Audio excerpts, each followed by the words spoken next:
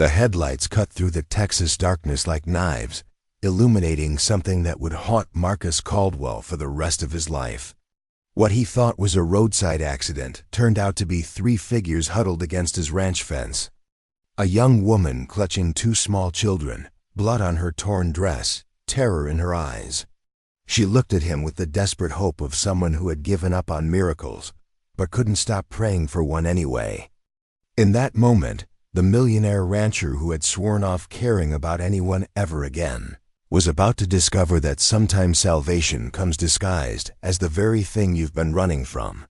Before we jump back in, tell us where you're tuning in from, and if this story touches you, make sure you're subscribed, because tomorrow, I've saved something extra special for you.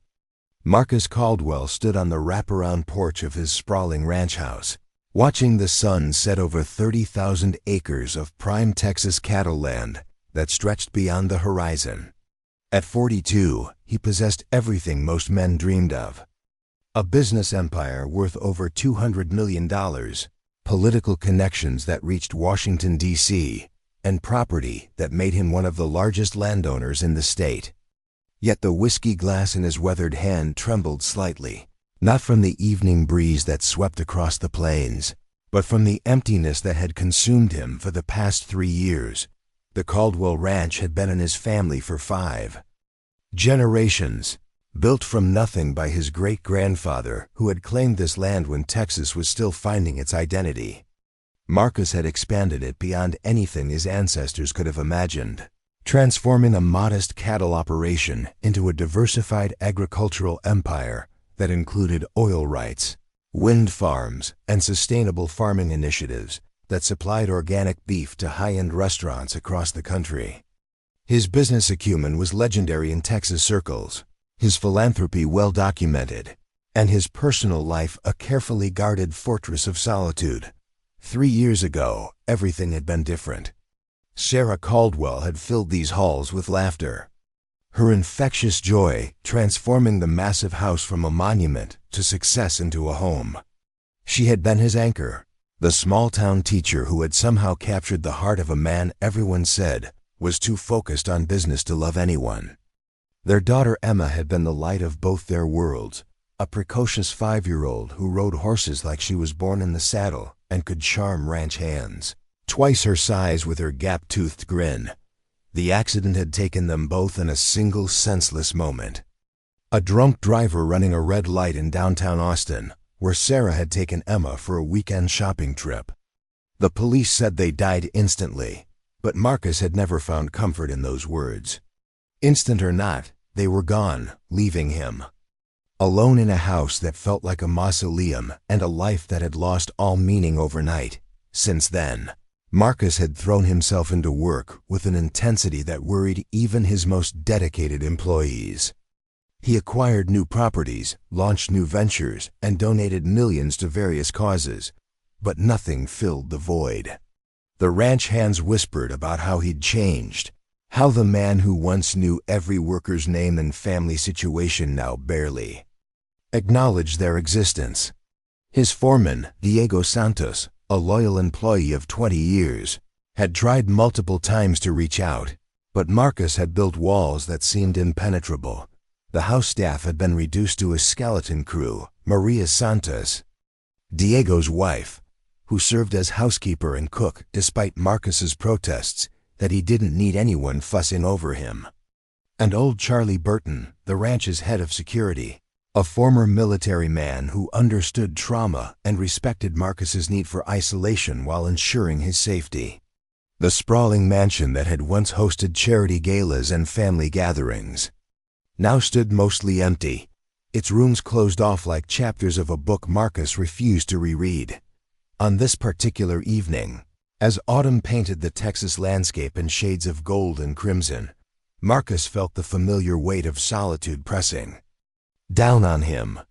He had just returned from Austin, where his lawyers had finalized the acquisition of another 10,000 acres from a struggling neighboring ranch.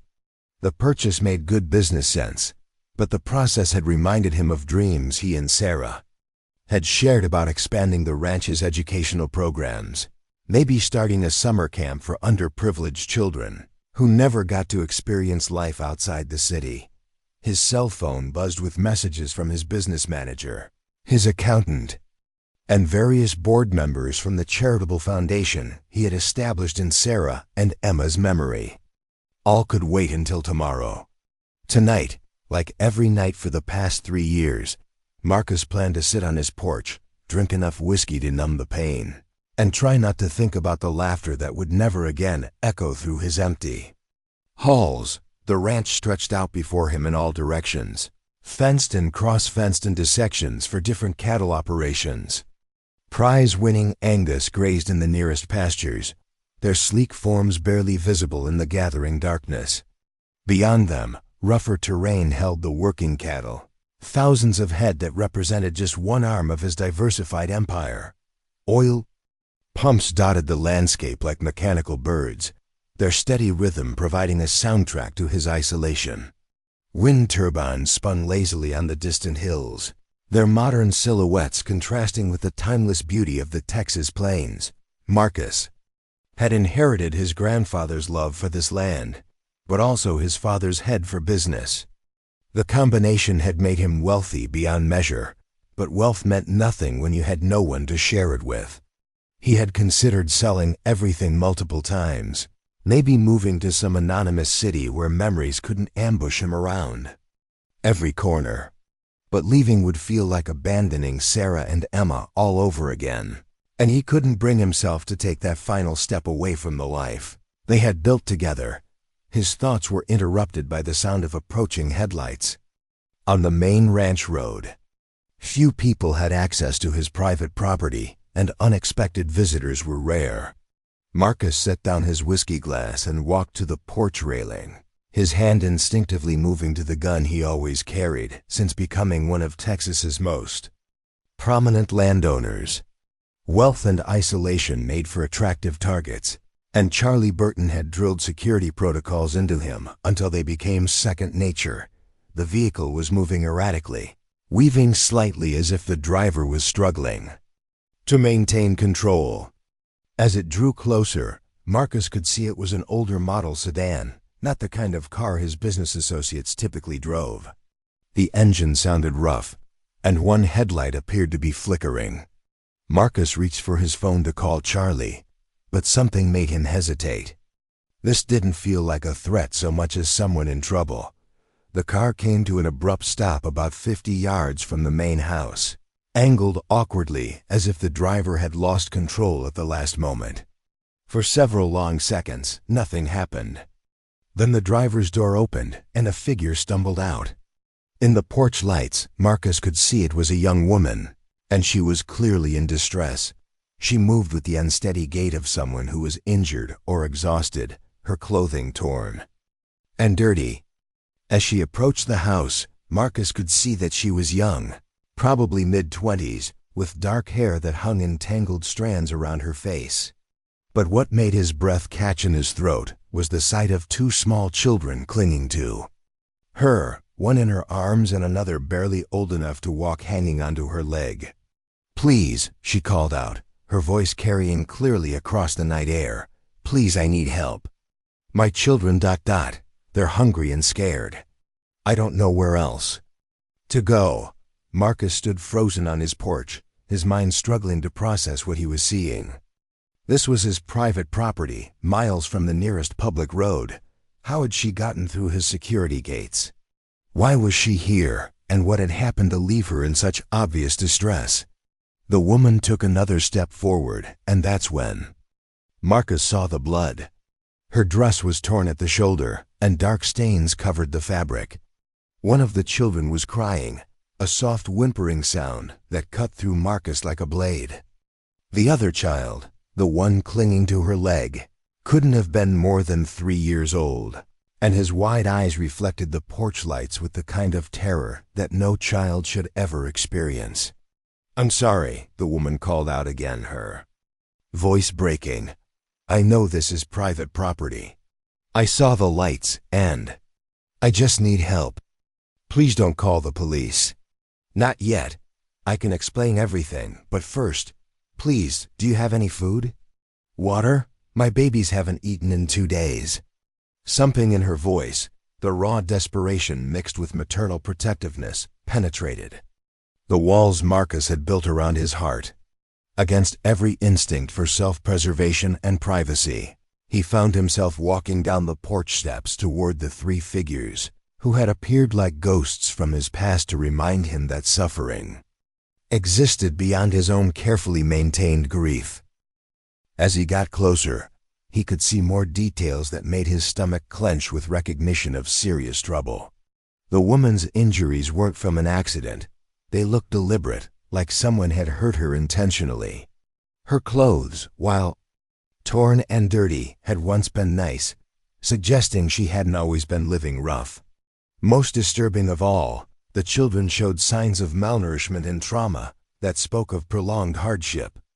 "Ma'am," Marcus said carefully, stopping about 10 feet away with his hands visible and his voice as gentle as he could make it. "My name is Marcus Caldwell. This is my ranch. You're safe here, but I need to understand what's happened to you. And these children."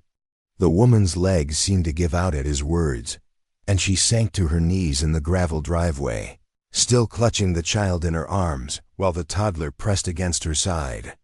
Up close, Marcus could see that she was probably quite beautiful under the grime and fear, with delicate features and intelligent eyes that held depths of pain he recognized all too well. "My name is Jessica Morrison," she whispered, her voice barely audible. "These are my twins, Luke and Lily. They're 3 years old. We escaped from from people who were holding us. Bad people. I've been driving for 3 days, trying to get as far away as possible, but the car broke down at your gate. I climbed the fence because I saw your lights and I'm sorry. I know you don't know us. I know this is crazy. But I didn't know what else to do." The little girl in her arms had stopped crying and was staring at Marcus with enormous blue eyes that reminded him painfully of Emma. The boy continued clinging to his mother's leg, but Marcus could see him peeking out with curious eyes that suggested he was assessing whether this tall stranger represented another threat or possible salvation. Marcus felt something shifting inside his chest, a cracking of the ice that had surrounded his heart for 3 years. These weren't just random strangers seeking help. They were a mother and children running from something terrible, and they had somehow found their way to his doorstep. The coincidence felt less like chance and more like destiny, as if Sarah and Emma were somehow guiding these lost souls to the one person who might understand their need for sanctuary. "Jessica," he said softly, crouching down to bring himself closer to their eye level. "I don't know what you've been through, but you're right about one thing. You're safe here.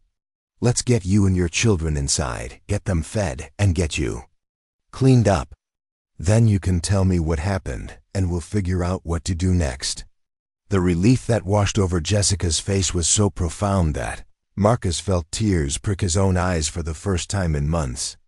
As he helped her to her feet and guided his unexpected guests toward the house that had been empty for so long, he had no idea that he was taking the first steps on a journey that would transform not just their lives, but his own in ways none of them could imagine. The broken millionaire, who had given up on love, was about to discover that sometimes healing comes through helping others heal, and that the family you choose can be just as powerful as the one you lose. Preparing and narrating. This story took us a lot of time, so if you are enjoying it, subscribe to our channel. It means a lot to us. Now back to the story.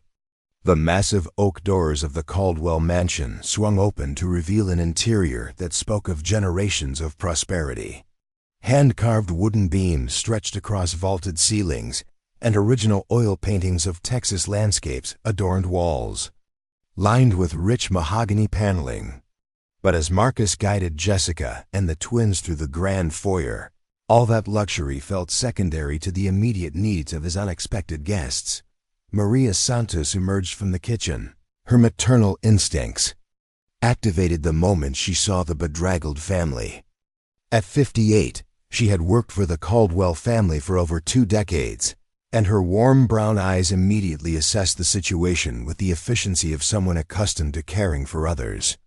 She took one look at the exhausted woman and frightened children and began speaking rapid Spanish to her husband Diego, who had appeared behind her.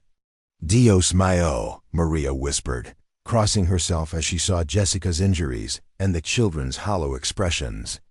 Without waiting for Marcus's instruction, she began issuing gentle commands.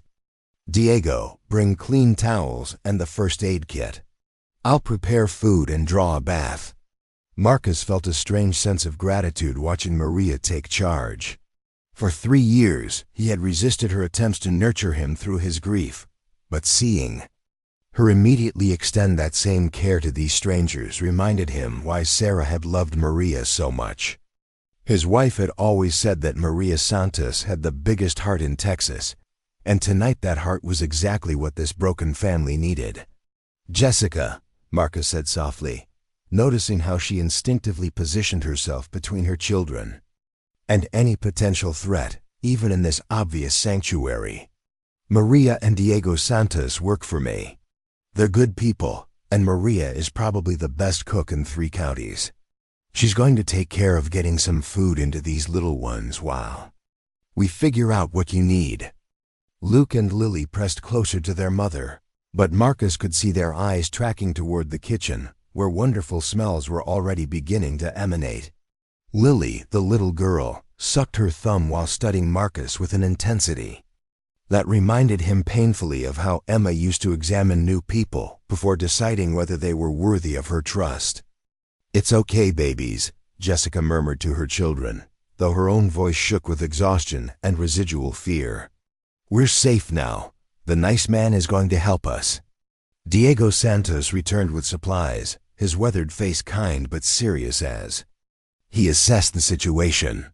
At 62, he had seen his share of trouble during his years managing ranch security and dealing with the various challenges that came with overseeing such a vast property. He handed Marcus the first aid kit with a meaningful look that said they would need to talk privately soon. Maria knelt down to the twins' eye level, her voice switching to the gentle sing-song tone she had once used with Emma. "Tune and hamburger. Pequegos, are you hungry? I have fresh tortillas and warm milk, and I think there might be some cookies hiding in my kitchen." Luke stepped forward tentatively, his 3-year-old boldness overcoming his caution at the mention of cookies. Lily remained attached to her mother but watched her brother with interest. Maria smiled and extended her hand, speaking in the universal language of grandmotherly care that transcended cultural boundaries. "I'll take them to the kitchen," Maria said to Jessica. "You need medical attention, and they need food. They'll be safe with me, Mia. I raised 4 children of my own and helped raise Senator Marcus when he was Pequego." Jessica's reluctance to be separated from her children was palpable, but Marcus could see her practical side warring with her protective instincts. The twins were clearly hungry, and she needed medical care for injuries that looked more serious than she was letting on. "The kitchen connects to this room," Marcus said, understanding her dilemma. "You'll be able to see them the whole time. And honestly, Maria's probably safer for them to be around than I am right now. I haven't been around children since." He stopped himself before finishing that sentence. Diego cleared his throat diplomatically. "Senator Marcus, perhaps we should tend to the Senorita's injuries while Maria feeds the niñas. And then maybe we discuss how they came to be on our property." Marcus nodded, recognizing the wisdom in Diego's suggestion. As the ranch's head of security, Diego would need to understand what kind of danger might be following these refugees. But first, Jessica needed medical attention that they settled in the family room, a more intimate space than the formal living areas, with comfortable leather furniture arranged around a massive stone fireplace. Jessica sat gingerly on the edge of a sofa, clearly uncomfortable with accepting help, but too exhausted to refuse it. Through the archway, they could see Luke and Lily being fussed over by Maria, who was already producing an impressive array of food from seemingly nowhere.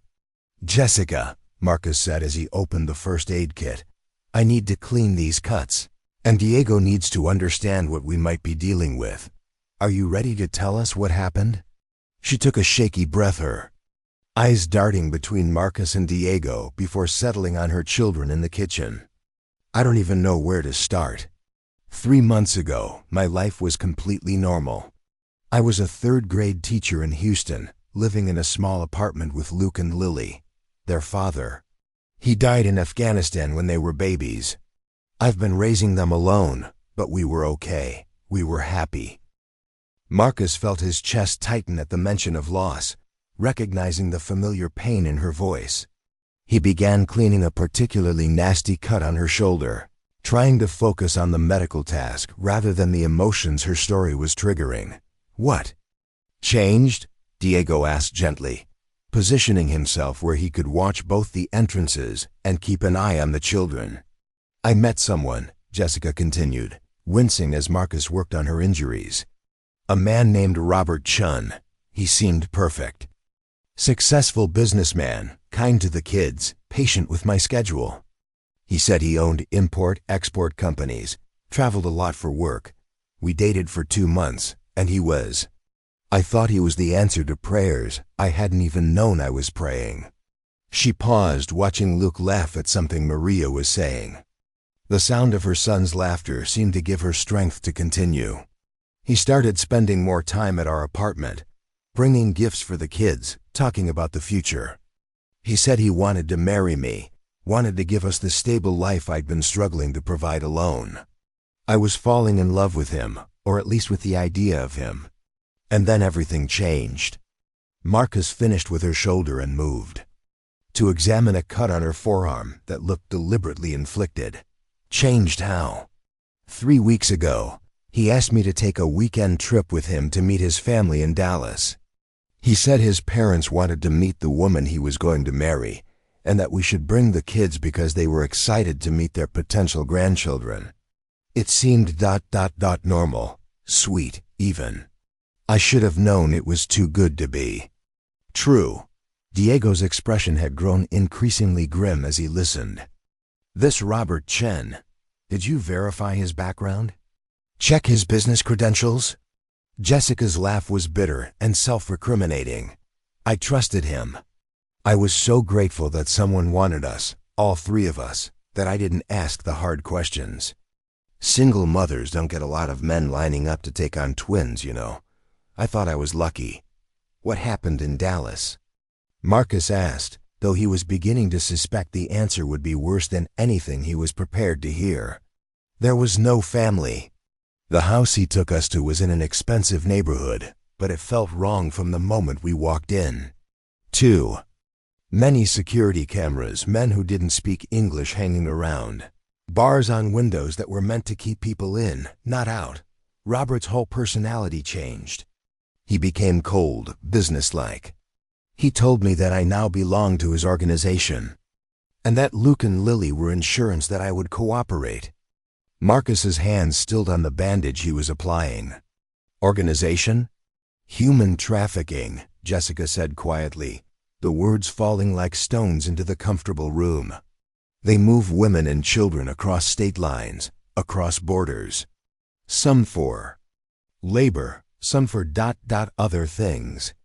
I was supposed to be a nanny for wealthy families who didn't ask questions about documentation. The children were leveraged to ensure my compliance, and if the nanny arrangement didn't work out, they had other uses for young mothers. Diego muttered something in Spanish that Marcus didn't need translated to understand. The older man's face had gone hard with the kind of anger that came from seeing too much evil in the world. How did you escape? Marcus asked, his voice carefully controlled despite the rage building in his chest. I didn't at first. For 2 weeks, they kept us in that house. The kids were fed just enough to stay healthy, and I was told that any attempt to escape would result in them being sold to people who specialized in children.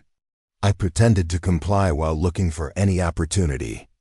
Through the archway, they could see Lily climbing into Maria's lap while Luke investigated a toy box that Maria had apparently retrieved from storage. The normalcy of the scene contrasted sharply with the horror Jessica was describing. The opportunity came 3 nights ago. There was some kind of emergency. Police raid on one of their other properties, I think.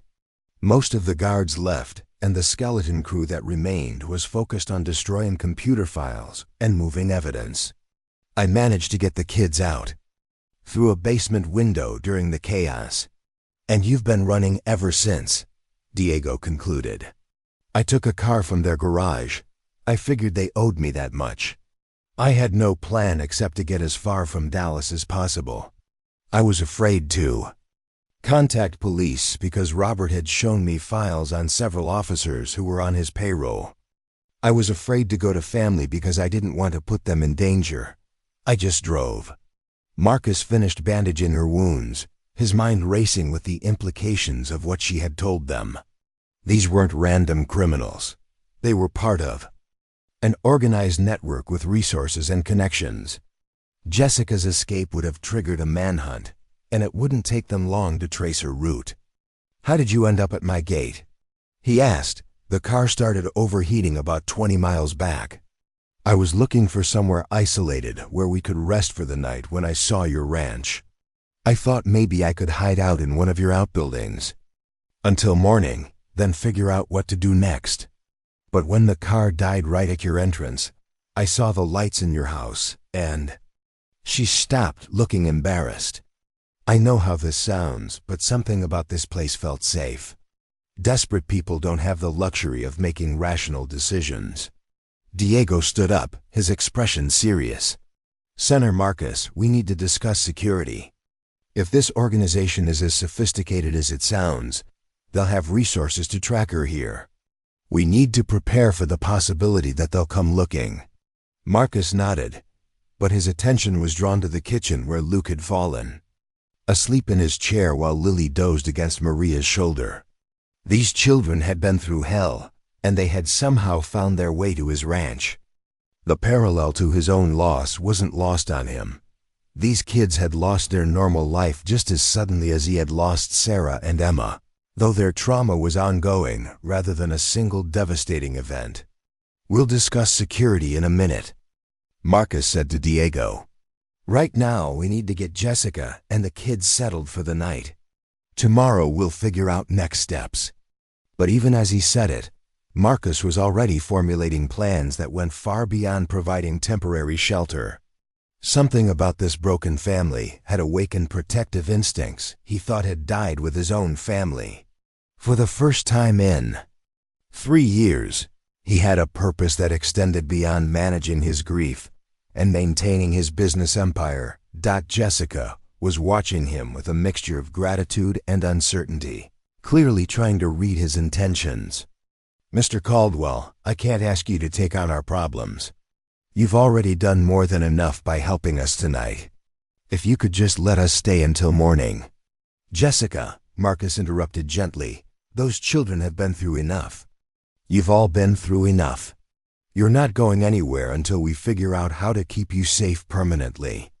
As he said the words, Marcus realized he meant them completely. Whether it was fate, coincidence, or divine intervention that had brought this family to his doorstep, he wasn't going to let them leave until he knew they were protected. For the first time since Sarah and Emma's death, he had found something worth fighting for. The empty house that had echoed with loneliness for 3 years was about to become a home again, and the man who had forgotten how to hope was about to rediscover that love sometimes arrived in the most unexpected packages. Dawn broke over the Caldwell Ranch, with the kind of spectacular sunrise that reminded Marcus why his ancestors had fallen in love with this land. Golden light spilled across the rolling hills, painting the grazing cattle in warm hues and casting long shadows from the ancient oak trees that dotted the property. But as he stood in his kitchen nursing his first cup of coffee in years that wasn't accompanied by whiskey, Marcus's attention wasn't on the familiar beauty outside his windows. Instead, he found himself listening for sounds from upstairs, where Jessica and the twins had spent their first night of real safety in weeks. Maria had transformed one of the guest suites into a temporary nursery with an efficiency that still amazed him. Within an hour of Jessica's arrival, she had produced clean clothes that fit surprisingly well, children's toys from storage boxes Marcus hadn't known existed, and enough food to feed a small army. The guest suite she'd chosen was strategically located near the master bedroom wing, far from the main entrances but with clear sight lines to multiple exit routes, a consideration that spoke to Diego's security training, influence in even domestic arrangements. The sound of small feet on hardwood floors interrupted his thoughts. Luke appeared in the kitchen doorway, his dark hair tousled from sleep and his enormous blue eyes, taking in the unfamiliar surroundings with the careful assessment of a child who had learned not to trust new places too quickly. He wore dinosaur pajamas that Maria had somehow procured, and he clutched a worn stuffed elephant that had clearly been his companion through recent hardships. "Good morning, Luke," Marcus said softly, setting down his coffee cup and crouching to the boy's eye level. "Are you hungry?" Luke nodded solemnly but didn't speak. Marcus remembered Jessica mentioning that both twins had become increasingly quiet since their ordeal began, their natural childhood chatter replaced by the cautious silence of small animals. In unfamiliar territory, Maria emerged from the pantry, with her arms full of ingredients for what appeared to be an elaborate breakfast. "Buenos dias, pequego," she said warmly to Luke, immediately switching to English when she saw his lack of recognition. "I'm making pancakes with chocolate chips. Do you like chocolate chips?" The first smile Marcus had seen from the boy transformed his entire face. Luke nodded enthusiastically, and for a moment, he looked like any normal 3-year-old presented with the promise of chocolate for breakfast. "Where's your sister and Mama?" Marcus asked. "Lily's still sleeping," Luke said, his voice barely above a whisper. "Mama's in the shower. She said the water here is different than the bad place." The casual reference to the bad place hit Marcus like a physical blow. These children had been forced to categorize their world into good places and bad places, safe people and dangerous people. The innocence that should have been their birthright had been stolen by adults who saw them as nothing more than leverage in their criminal enterprise. Jessica appeared in the doorway as if summoned by their conversation. She looked transformed after a night's sleep and a shower, though Marcus could still see the hypervigilance in her eyes, as she automatically checked every corner of the room and identified exit routes. She wore one of Sarah's old sweaters that Maria had found, and the sight of it on another woman might have been painful if not for the obvious comfort it provided Jessica. The soft blue cashmere made her look younger, more vulnerable, but also somehow stronger, as if basic human dignity, restored through clean clothes and safety, had reminded her of who she was before terror had consumed her identity. "Good morning," she said, moving immediately to Luke and running her fingers through his hair in the automatic gesture of a mother ensuring her child's well-being. "I hope he wasn't bothering you." "Not at all," Marcus replied, noting how she positioned herself, where she could see all entrances while maintaining contact with her son. "We were just discussing Maria's pancake plans." "How did you sleep?" "Better than I have in months," Jessica admitted. "Lily woke up twice asking if we were still in the safe place, but other than that, thank you. I know this is an imposition." Before Marcus could respond, Diego entered through the back door that led from the main house to the ranch's operational buildings. His expression was serious, and he carried a tablet that Marcus recognized as connected to the ranch's comprehensive security system. "Buenos dias," Diego said to the group, but his attention focused immediately on Marcus. "Senator, we need to discuss the perimeter situation. There have been developments overnight." Marcus caught the subtle emphasis and understood that Diego had information that shouldn't be shared in front of Luke. "Jessica, would you be comfortable staying here with Maria while Diego and I discuss ranch business?" "We won't be far." Jessica's tension was immediately visible, but she nodded. "Of course, Luke, stay with Miss Maria, okay?" They moved to Marcus's study, a masculine room lined with law books, ranch management manuals, and family photographs that he hadn't been able to put away despite the pain they caused. Diego closed the door and immediately pulled up security footage on his tablet. At 3:15 this morning, motion sensors detected a vehicle approaching the main gate, Diego began, showing Marcus grainy infrared footage of a dark SUV. The vehicle stopped approximately 50 meters from the gate for 12 minutes, then departed without attempting entry. Marcus studied the images, noting the SUV's expensive appearance and the way it positioned itself to observe the ranch without triggering more obvious security measures. Professional surveillance? That would be my assessment. The timing suggests they were testing our security response protocols and gathering intelligence about the property layout. This morning, I contacted my friend at the state police. There have been 3 similar incidents reported by other rural properties within a 100-mile radius of Dallas. All within the past week. The implications were clear and troubling. Jessica's escape had triggered exactly the kind of systematic search that Diego had feared. The trafficking organization wasn't simply hoping she would surface somewhere convenient.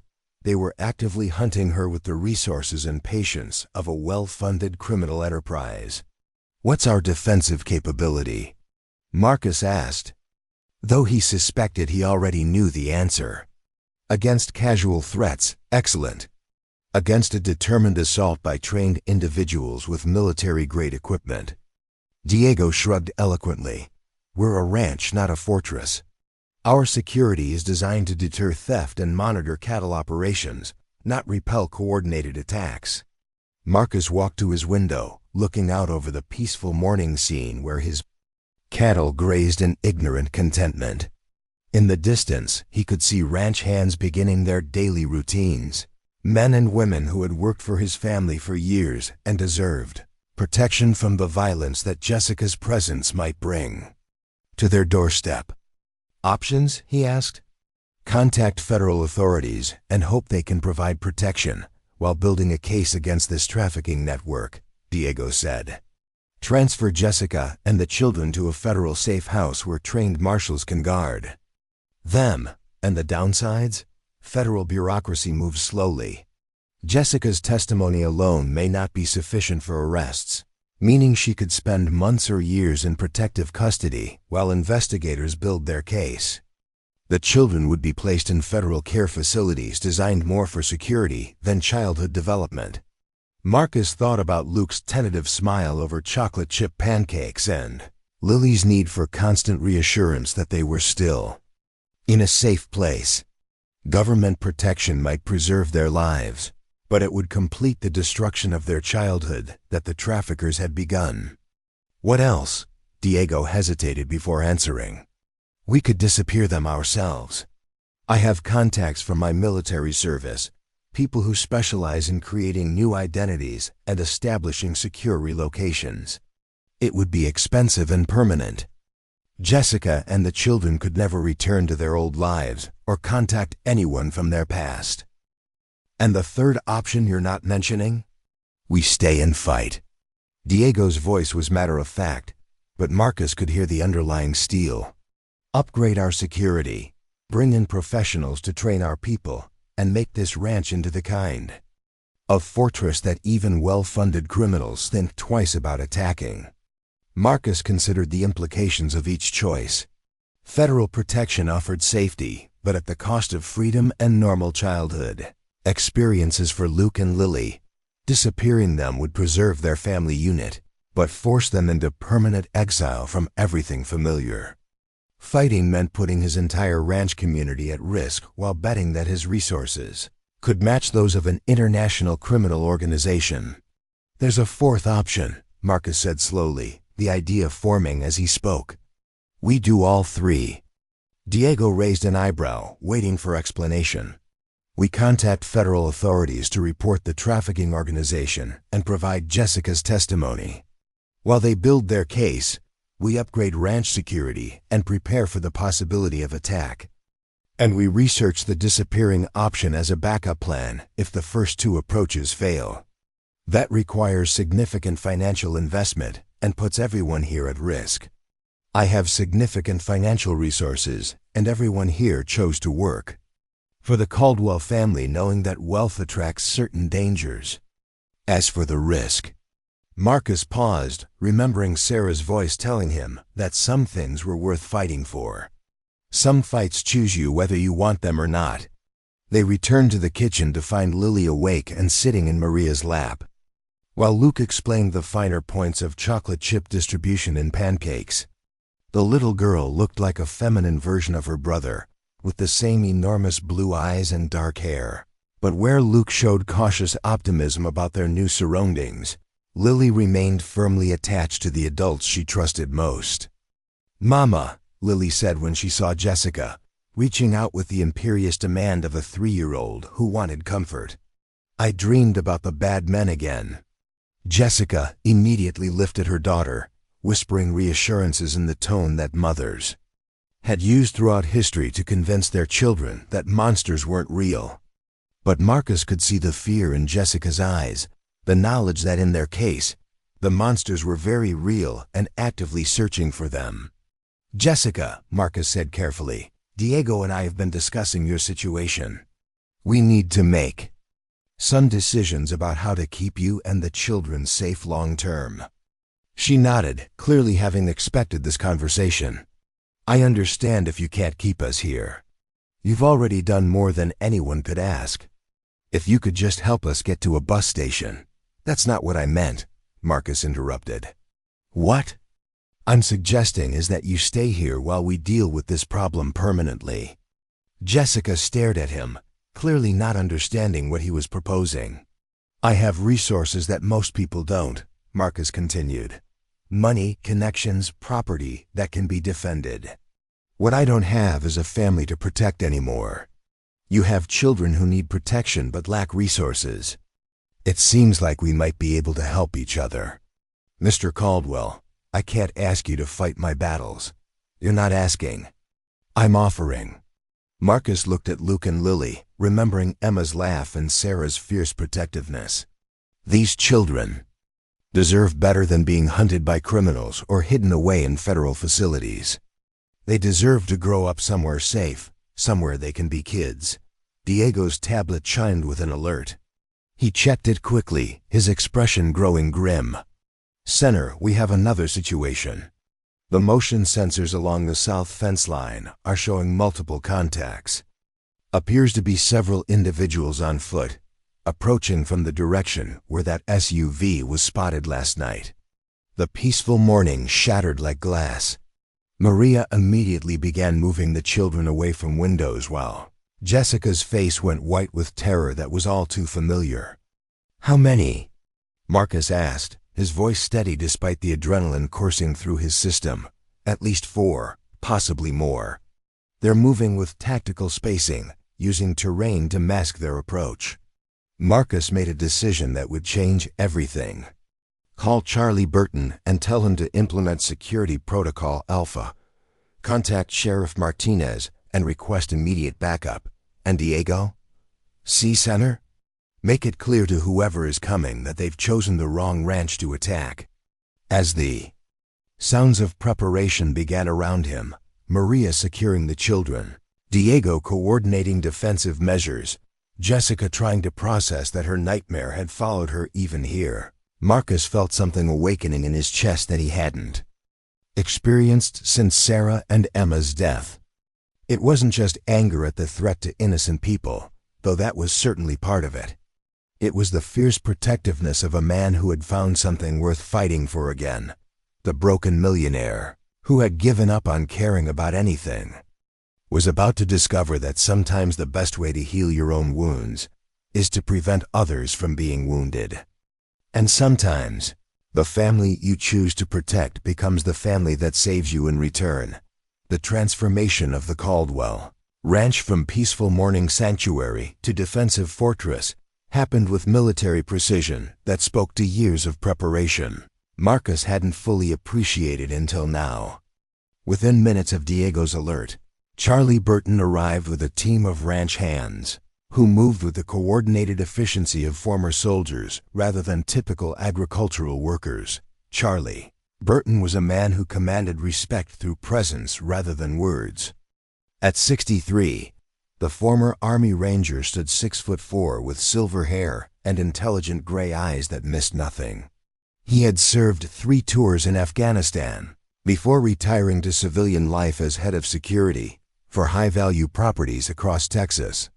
Marcus had hired him 5 years ago on the recommendation of a federal judge who'd received death threats from organized crime families. "Situation report," Charlie said tersely as he entered the study where Marcus and Diego were monitoring security feeds. "Minimum 4 hostiles approaching from the south fence line," Diego replied, highlighting movement on the tablet display. "They've been conducting surveillance for the past 12 hours, and this appears to be a coordinated assault on the main house." Charlie studied the tactical display with the calm assessment of someone who had faced far worse odds in much more dangerous places. "Weapons?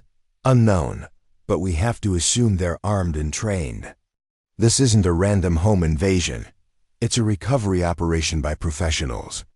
Marcus watched the 2 security experts discuss defensive strategies with a mixture of gratitude and surreal disbelief. 3 days ago, his biggest concern had been whether to expand the ranch's organic certification program. Now he was listening to plans for repelling an armed assault by human traffickers who wanted to reclaim their escaped property. "Mr. Caldwell," Charlie said, turning his attention to Marcus, "I need to understand your objectives. Are we looking to deter, capture, or eliminate these threats?" The question hung in the air with the weight of life and death decisions. Marcus thought about Luke's tentative smile and Lily's nightmares, about Jessica's courage in escaping impossible circumstances, and about his own moral obligation to protect innocents who had sought sanctuary on his land. "Primary objective is protecting the family upstairs," Marcus said firmly. "Secondary objective is gathering intelligence about who sent these people and how to stop them permanently. Tertiary objective is ensuring this never happens again." Charlie nodded approvingly. "Clear priorities. Good. Diego, deploy Team Alpha to defensive positions around the main house. Team Beta takes elevated positions in the barn loft and equipment shed. I want crossfire coverage on all approach routes, but nobody fires unless fired upon. We want them alive for questioning if possible." "Team Alpha and Beta?" Marcus asked, realizing he was learning about security preparations that had been made without his knowledge. 15 ranch hands with military experience, Charlie explained matter-of-factly. Former Marines, Army Rangers, Navy SEALs who wanted quiet civilian jobs but retained their skills. "I've been running monthly training exercises for 3 years, always hoping we'd never need to use what we practiced." Diego was already coordinating movements through a radio headset, his voice calm and professional as he positioned defenders around the property. Marcus could see vehicles moving to strategic locations, men taking cover behind equipment and buildings, and the entire ranch transforming into a defensive perimeter that could have been designed by military engineers. "What about the local authorities?" Marcus asked. "Sheriff Martinez is en route with backup, but we're looking at a 20-minute response time minimum," Charlie replied. "State police are 40 minutes out.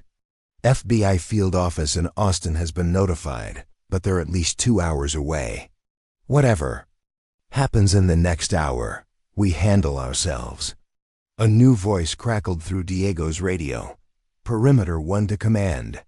Hostiles have reached the inner fence line. Count now shows 6 individuals, all armed with assault rifles. They're moving toward the main house in 2-man teams." Marcus felt his stomach clench as the reality of the situation fully hit him. These weren't casual criminals hoping for an easy score. They were professional soldiers conducting a military-style operation to recover Jessica and the twins. The stakes weren't just property or money. They were human lives and the future of 2 children who had already suffered more than any child should endure. "Where are Jessica and the kids?" He asked. Maria has them in the safe room, Diego replied. Steel-reinforced walls, independent communication system, emergency supplies for 72 hours. It was installed after the kidnapping threats 5 years ago. Marcus remembered the incident Diego referenced. A cartel had targeted several wealthy ranchers' families, hoping to extort money through threats against their children. The safe room had been Charlie's idea, designed to protect family members during the crucial hours when professional rescue could be organized. He had never imagined it would be used to protect strangers who had fled to his ranch seeking sanctuary. Perimeter 2 to command, another voice reported. Hostiles are splitting up. 2 approaching from the east, 2 from the west, 2 holding back what appears to be an overwatch position. Charlie studied the tactical display, his expression thoughtful. Classic assault formation. They're professionals, probably former military themselves. This isn't going to be a simple standoff. Through the study window, Marcus could see movement in the distance. Dark figures using his own ranch's terrain features to approach the house systematically.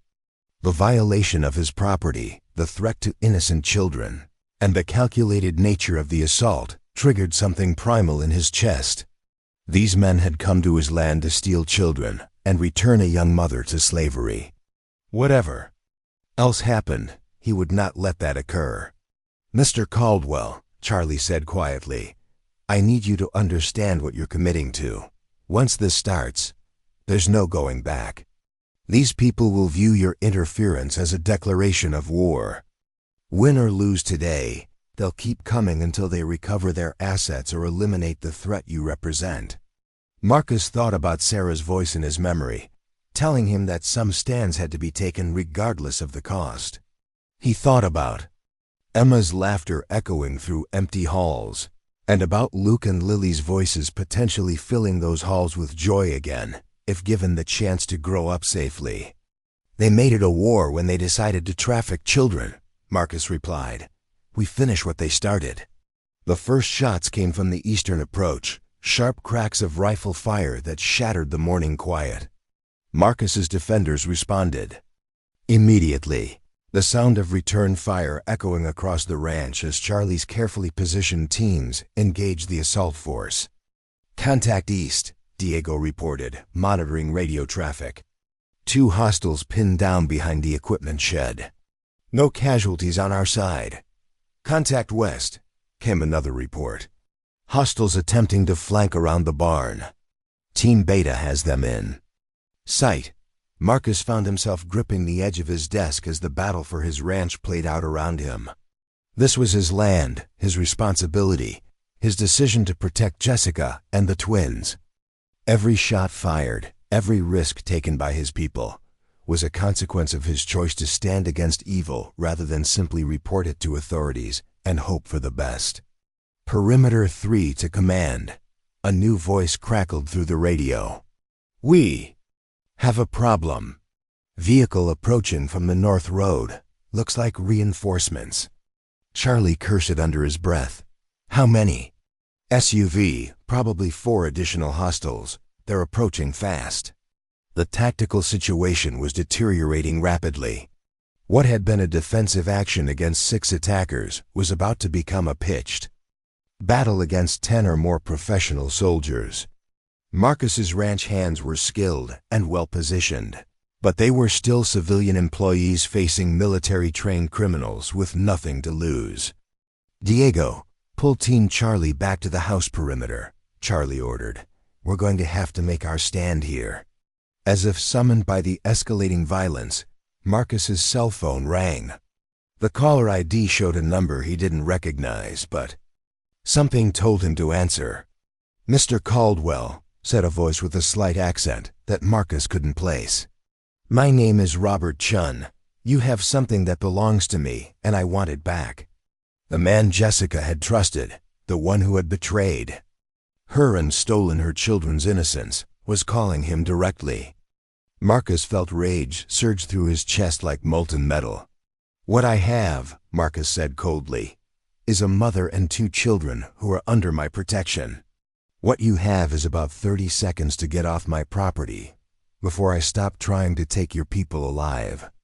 Chun's laugh was genuinely amused. "Mr. Caldwell, you're a businessman. You understand assets and liabilities. Jessica Morrison and her children represent significant financial investment on my part. I'm prepared to offer you compensation for your inconvenience, but I will recover my property. Those children aren't property. In my business, everything is property. People, information, relationships, all assets to be managed and leveraged. You have no idea what you're interfering with." Marcus could hear gunfire continuing outside, his people risking their lives to protect strangers who had sought sanctuary. The courage of ranch hands who had become soldiers, the trust of children who had seen too much evil, and the determination of a young mother who had escaped impossible circumstances, all of it crystallized into absolute certainty about what he had to do. "Chun," Marcus said, his voice deadly quiet, "I'm a businessman too. I understand assets and liabilities. Right now you're a liability threatening my assets. I have more money than you, more men than you, and more motivation than you. Last chance to leave voluntarily. I don't think you understand the reach of my organization. Mr. Caldwell, we have resources you can't imagine, connections in places you'll never know about. If you continue this interference, you'll discover that your wealth can't protect you from people who operate outside legal systems." Marcus ended the call without responding and turned to Charlie, who had been listening to the conversation with growing grimness. "Assessment?" Marcus asked. He's not bluffing about resources. Organizations like this don't survive by making empty threats. But he's also not bluffing about viewing this as a business transaction that gives us leverage. How? He wants to recover his assets intact. Jessica and the children are valuable to him because they're undamaged. The longer this goes on, the more likely someone gets hurt, which reduces their value. He'll try to end this quickly. Another burst of gunfire erupted from the western approach, followed by Diego's voice on the radio. 2 hostiles down, 1 wounded. Remaining western team is retreating toward the vehicles. Perimeter 1 to command, came another report. Eastern team is also pulling back. Looks like they're regrouping. Marcus watched through his window as the immediate assault faded, leaving an ominous quiet that felt more threatening than the gunfire had been. The first round had gone to his defenders, but Chun's reinforcements were still approaching, and the trafficking organization's resources were far from exhausted. "This is just the beginning," Charlie said grimly. "They'll regroup, bring more men, maybe wait for darkness. We bought time, but we haven't won anything yet." Marcus nodded, understanding that the real battle was just starting. But as he thought about Jessica's courage and the twins' gradual return to childhood innocence, he also understood that some fights were worth having regardless of the odds.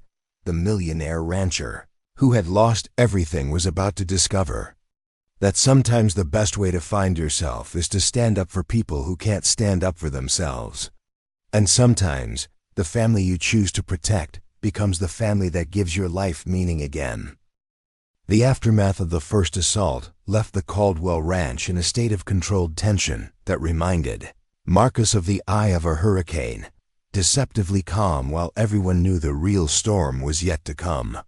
Sheriff Martinez arrived with 6 deputies 30 minutes after the gunfire ended, their patrol cars kicking up dust clouds as they navigated the ranch's main road past defensive positions that looked more like military checkpoints than agricultural operations. Sheriff Elena Martinez was a woman who commanded respect through competence rather than bluster. At 45, she had built her reputation during 15 years as a Texas Ranger before running for county sheriff on a platform of professional law enforcement and community protection. Her dark hair was pulled back in a practical ponytail, and her intelligent brown eyes took in the tactical situation with the assessment of someone who had seen organized crime operations before. "Marcus," she said as she approached the main house, using his first name in the way of people who had known each other through both good times and tragedies. What exactly have you gotten yourself into?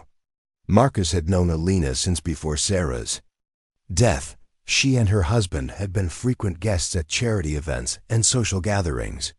She had been one of the few law enforcement officials who had truly understood his grief and hadn't pushed him to move on, according to some arbitrary timeline. Elena, I need you to understand something before we go any further, Marcus said. Seriously, this isn't a domestic dispute or a business disagreement. We're dealing with international human trafficking, and the people who attacked my ranch today were professionals attempting to recover what they consider their property. Sheriff Martinez studied the defensive positions Charlie's team had established, noting the military precision of the deployment and the quality of equipment his ranch hands were carrying. And the property they want to recover? A young woman and her twin 3-year-olds who escaped from a trafficking operation in Dallas. They came here seeking help, and I've decided to provide it. Alina's expression grew grim as she processed the implications. Marcus, if what you're telling me is accurate, this is a federal matter. FBI, possibly ICE, definitely above my jurisdiction and resources. Federal authorities have been notified, but response time is measured in hours while the threat is measured in minutes. I made a decision to protect innocent people rather than wait for bureaucratic solutions. Charlie Burton approached them, his radio crackling with status reports from perimeter teams. Sheriff, we recovered weapons and equipment from the 2 casualties. Military-grade assault rifles, professional tactical gear, and identification. That appears to be forged. This wasn't a random criminal enterprise. Sheriff Martinez examined the evidence Charlie presented, her law enforcement experience evident in how she handled the weapons and analyzed the tactical gear. Body armor, night vision equipment, encrypted communications devices. Marcus, you're not dealing with typical criminals. This is organized crime with serious resources. Which is why I need your help, Marcus said. Not just for today, but for the long term. These people aren't going to give up because they lost one battle. Elena looked out over the ranch, noting the defensive preparations and the professionalism of Marcus's security team. What are you proposing? A coordinated response between local, state, and federal authorities that actually protects the victims instead of just processing them through bureaucratic systems. Jessica Morrison has information that could dismantle this trafficking network, but only if she's kept safe long enough to provide detailed testimony. Diego approached their group, his expression conveying urgent news. Senator Marcus, Sheriff Martinez, we have a situation developing. Our perimeter teams are reporting suspicious activity at 3 locations around the county. It appears they're conducting surveillance on the sheriff's department, the county hospital, and the elementary school. The implication hit everyone simultaneously. The trafficking organization wasn't just focused on recovering Jessica and the twins. They were gathering intelligence on local infrastructure and potential targets for leverage. The threat had expanded beyond Marcus's ranch to the entire community. They're mapping vulnerabilities, Sheriff Martinez said grimly. Looking for ways to pressure us into compliance or create diversions for another assault. Marcus felt cold certainty settle in his stomach. By choosing to protect Jessica and her children, he had inadvertently drawn an international criminal organization's attention to his entire community. The moral weight of that responsibility was staggering, but it also clarified his next decisions. Elena, I need to make a formal request for protective custody for Jessica Morrison and her children, but not in a federal facility. Here, on my ranch, with your department providing official oversight and federal agencies providing investigative support. Sheriff Martinez studied him carefully. That's highly irregular. Protective custody typically involves secure federal facilities, not private properties. Federal facilities are bureaucratic institutions designed for processing cases, not protecting traumatized children.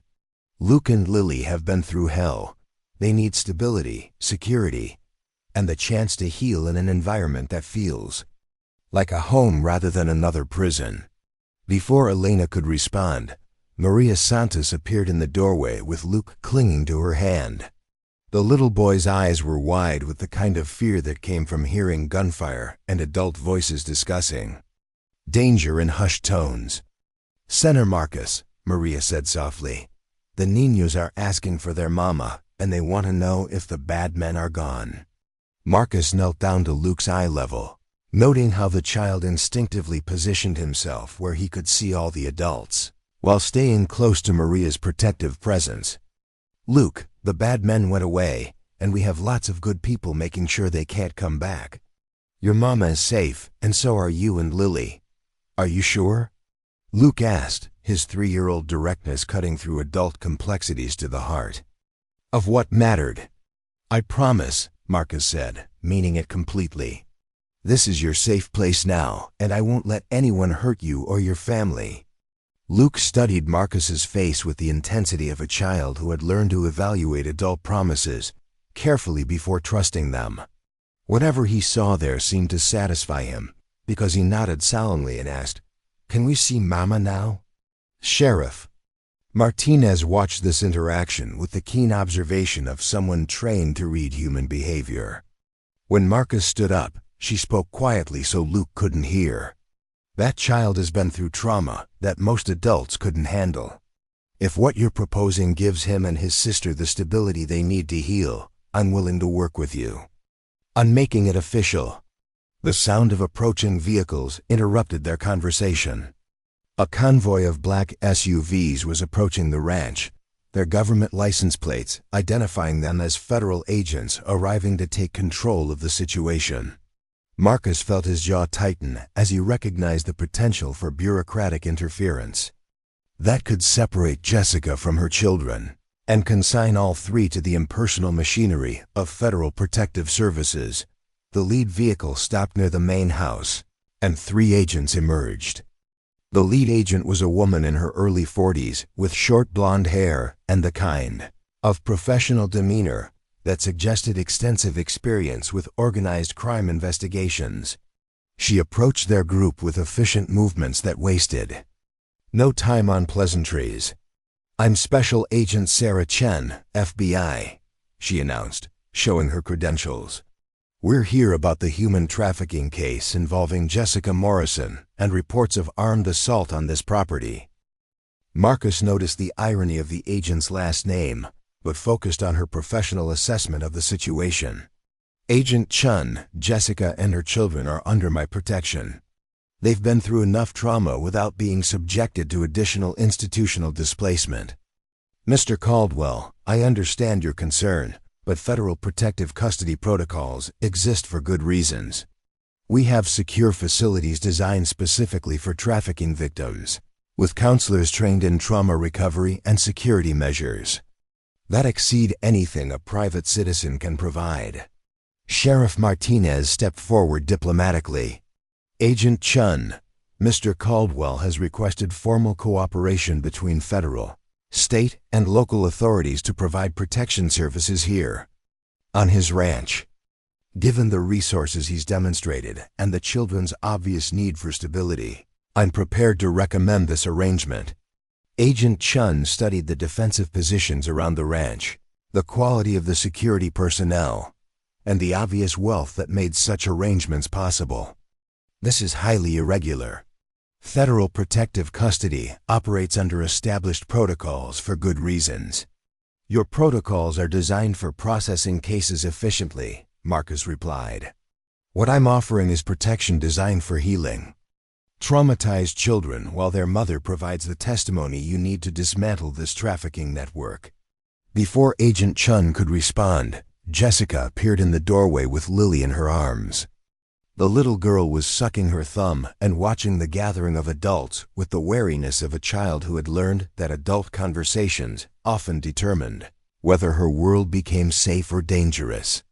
"Jessica Morrison," Agent Chun said, approaching with professional courtesy. "I'm Special Agent Chun with the FBI. We're here to provide protection and begin the process of gathering evidence against the organization that held you captive." Jessica's response was immediate and clear. "I want to stay here. Mr. Caldwell has provided more safety and kindness in 2 days than we've experienced in months. My children are beginning to trust this place, and I won't have them traumatized again by being moved to another unfamiliar location." Agent Chun's expression softened slightly as she observed Lily's obvious attachment to her mother and the way both children stayed close to Maria Santos, who had clearly become a trusted figure in their lives. "Mrs. Morrison, I understand your preference, but federal facilities are specifically equipped for situations like yours.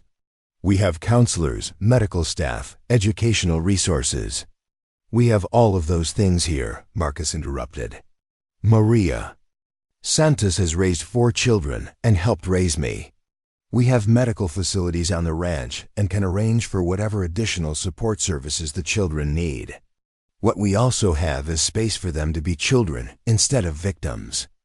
Agent Chun looked around the ranch, taking in the obvious prosperity and security measures, then studied Luke and Lily as they clung to the adults they had learned to trust. Her law enforcement training warred with her human recognition that sometimes unconventional solutions serve victims better than established protocols. "I need to discuss this with my supervisors," she said finally. "But provisionally, we might be able to arrange oversight of protective custody here, provided certain security and reporting requirements are met." As federal agents, local law enforcement, and ranch security personnel began coordinating the complex arrangements necessary to make Jessica's protection official, Marcus realized that his isolated ranch was becoming the center of a much larger operation. The quiet life he had built around his grief was transforming into something that served purposes far beyond his own healing. That evening, as the various official delegations departed and the ranch settled into its new reality as an unofficial federal protective custody facility, Marcus found himself on his porch again. But this time, instead of drinking whiskey alone, he was watching Luke and Lily play in the yard under Maria's supervision while Jessica sat nearby, visibly relaxing for the first time since her arrival, the sound of children's laughter echoing across his property was something Marcus had thought he would never hear again. Luke was showing Lily how to throw a ball for one of the ranch dogs, and their delighted squeals when the dog brought it back filled the evening air with the kind of joy that had been absent from his life for 3 years. Jessica approached the porch as the sun began to set, her expression mixing gratitude with concern. "Mr. Caldwell, I need you to understand what you've committed to. These people won't give up easily, and protecting us puts your entire community at risk." Marcus looked out over his land, where security personnel maintained vigilant watch and federal agents coordinated with local law enforcement to build a case against international criminals. The peaceful cattle ranch had become a fortress, and the isolated widower had become a protector of innocence.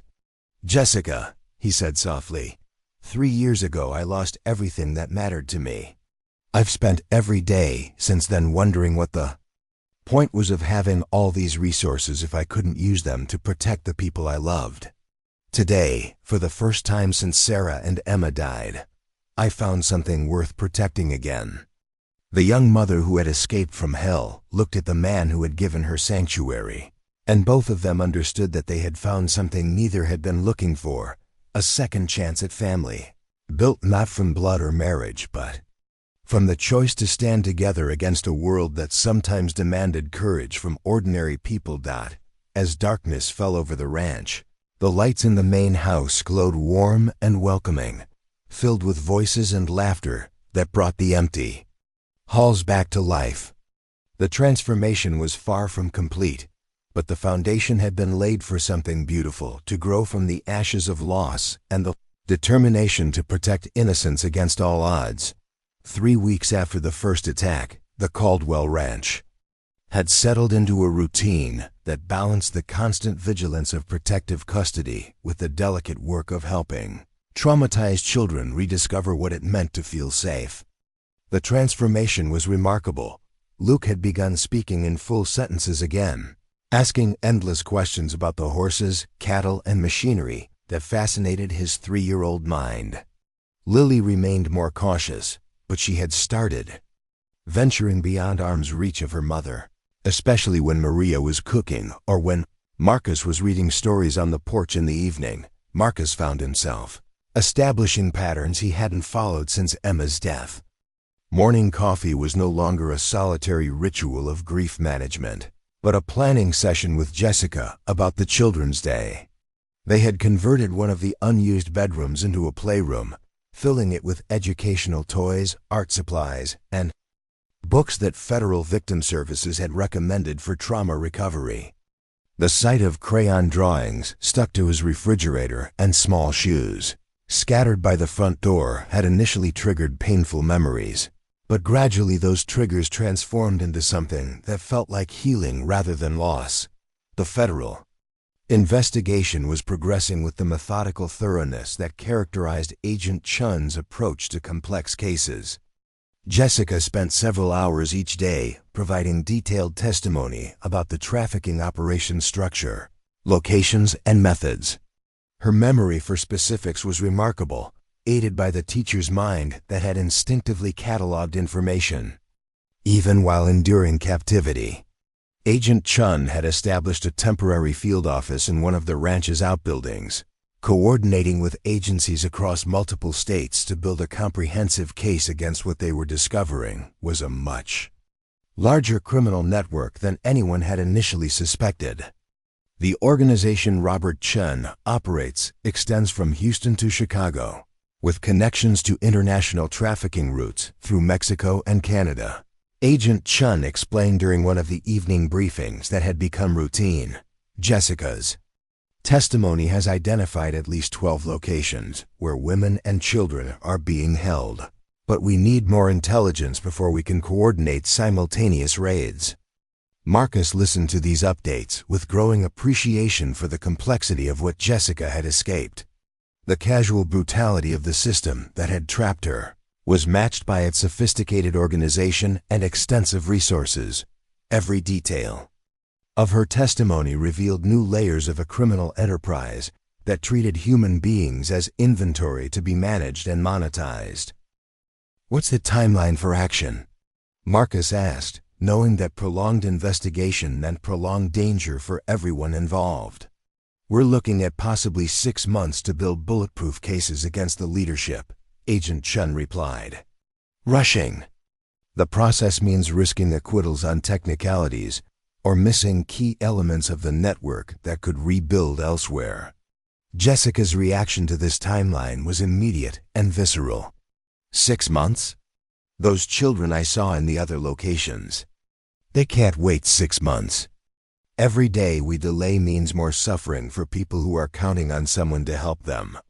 The tension between thorough investigation and urgent rescue had become a constant source of frustration for Jessica. Her maternal instincts, heightened by her own children's trauma, made it impossible for her to accept that bureaucratic thoroughness took precedence over immediate action to save other victims. Marcus understood her frustration because he shared it. The wealth and resources that had always provided him with immediate solutions to problems felt meaningless when applied to a system that prioritized legal procedures over human suffering. But he also recognized that Agent Chun's methodical approach offered the best chance of permanently destroying the network rather than just disrupting it temporarily. "Agent Chun," Marcus said carefully, "what if we could provide additional resources to speed up the investigation? Private investigators, surveillance technology, financial analysis capabilities that might not be available through federal budgets?" Agent Chun studied him with the calculating look of someone assessing whether a civilian's offer of help was genuine assistance or potential interference. "What kind of resources are you thinking about?" "I have connections with security firms that specialize in corporate intelligence gathering. Former CIA analysts who now work in private sector. computer forensics experts who trace financial crimes for international corporations, surveillance specialists who could provide real-time intelligence about the locations Jessica has identified. The offer represented a significant escalation of Marcus's involvement, from providing sanctuary to actively participating in the investigation. Agent Chun clearly recognized the implications, but she also understood the potential value of resources that federal agencies couldn't easily access. I'd need to clear it with my supervisors, but provisionally, certain types of civilian assistance could be valuable, especially financial analysis and surveillance capabilities. Jessica's expression brightened with hope for the first time in weeks. If there's a way to help those other families sooner, I want to be part of it. I have information about schedules, security procedures, personnel... anything that might help. That evening, after Agent Chun had departed to discuss the proposal with her supervisors and the children were asleep, Marcus found himself on the porch with Jessica in what had become their nightly ritual of processing the day's developments. The conversations had evolved from practical discussions about security and investigation to more personal exchanges about their experiences with loss, responsibility, and the unexpected directions their lives had taken. "You don't have to do this," Jessica said quietly, referring to his offer to expand his involvement in the investigation. "You've already done more than anyone could ask. Luke and Lily are healing, I'm safe, and the federal case will eventually stop these people. You don't need to risk more of your resources or your safety." Marcus considered her words while watching the distant lights of security patrols moving across his property. The ranch that had been his retreat from the world had become the center of an international investigation, and the man who had sworn off caring about anyone had found himself deeply invested in protecting not just Jessica and her children, but potentially dozens of other victims he had never met. "Jessica," he said finally, "do you remember what it felt like when you realized you had to make a choice between safety and action? When staying quiet meant accepting that terrible things would continue happening to other people?" She nodded, understanding where he was leading. "I spent 3 years choosing safety over action. I had all the resources in the world to help people, but I used them to build walls around my grief instead of bridges towards something meaningful. When you and the kids showed up at my gate, it was the first time since Sarah and Emma died that I had the opportunity to use my wealth and connections for something that actually mattered." Jessica was quiet for a long moment, studying his profile in the porch light. "You talk about them sometimes, Sarah and Emma. Would you tell me about them?" The question caught Marcus off guard. For 3 years, he had avoided talking about his wife and daughter with anyone, even the grief counselors who had tried to help him process his loss. The memories were too precious and too painful to share with people who offered professional sympathy but couldn't truly understand what he had lost. But something about Jessica's question felt different. She wasn't asking from curiosity or therapeutic intent, but from the recognition of someone who understood loss intimately and knew that sometimes healing required sharing the stories that hurt most to tell. "Sarah was a 3rd-grade teacher," Marcus began, surprised by how easily the words came. "She taught at the elementary school in town, and she had this gift for reaching kids that other teachers couldn't connect with. Parents would specifically request her class because she could turn around students who were struggling or acting out." Jessica smiled. "I know the type. Those teachers are rare. They see potential where others see problems. Emma was just like her mother in that way. 5 years old and already trying to fix everyone else's problems. She'd bring home injured animals, befriend the loneliest kids in her class, and convince me to donate to every charity that came to her attention." Marcus found himself talking about memories he had locked away, sharing stories about family camping trips, Emma's horse riding lessons, Sarah's involvement in community theater, and the dreams they had shared about expanding the ranch's educational programs. Jessica listened with the kind of attention that honored the importance of what he was sharing, asking gentle questions that encouraged him to continue without feeling pressured to reveal more than he was ready to discuss. "They sound like they were beautiful people," Jessica said when he finished describing their last Christmas together. "The kind of family that makes the world better just by existing in it." "They were," Marcus agreed. "And losing them felt like losing any reason to care about making the world better. Until ... Until two scared kids and their desperate mother showed up at your gate," Jessica finished softly. "Until I realized that sometimes the best way to honor the people you've lost is to protect the people you can still save." Their conversation was interrupted by the sound of small feet on the porch. "Boards." Luke appeared in the doorway, rubbing his eyes and clutching his stuffed elephant. "Mama," he said plaintively, "I had this scary dream again." Jessica immediately rose to comfort him, but Luke surprised everyone by walking directly to Marcus and climbing onto his lap with the trusting directness of a child who had decided someone was safe. "The bad men were trying to take us away again," Luke said, settling against Marcus's chest with the kind of complete trust that broke and healed hearts simultaneously. Marcus felt his throat tighten as he wrapped his arms around the little boy, who had somehow decided that a grief-stricken rancher was worthy of his faith. "Luke, do you remember what I promised you? That this is our safe place and you won't let anyone hurt us," Luke recited seriously. "That's right. And do you know why I can make that promise?" Luke shook his head, looking up at Marcus with enormous blue eyes that reflected the porch lights. "Because I love you and your sister and your mama, and people who love each other protect each other. That's what families do." The words surprised Marcus even as he spoke them, but he realized they were completely true. Somewhere in the past 3 weeks, these 3 strangers had become his family in ways that went beyond temporary protection or charitable obligation.